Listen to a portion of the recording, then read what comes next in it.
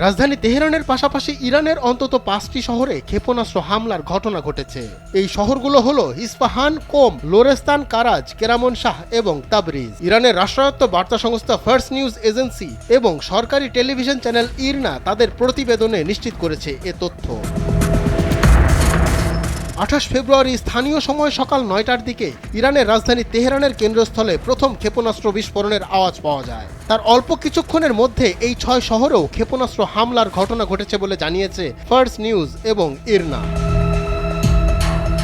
ইরানে ক্ষেপণাস্ত্র ছোড়ার ব্যাপারটি স্বীকার করেছেন ইসরায়েলের প্রতিরক্ষা মন্ত্রী। সূত্রের বরাত দিয়ে মার্কিন সংবাদ মাধ্যম এপি জানিয়েছে, তেহরানে যে স্থানে ক্ষেপণাস্ত্র আঘাত হেনেছে তার কাছেই ইরানের সর্বোচ্চ ধর্মীয় নেতা আয়াতুল্লাহ আলী খামেনির দপ্তর।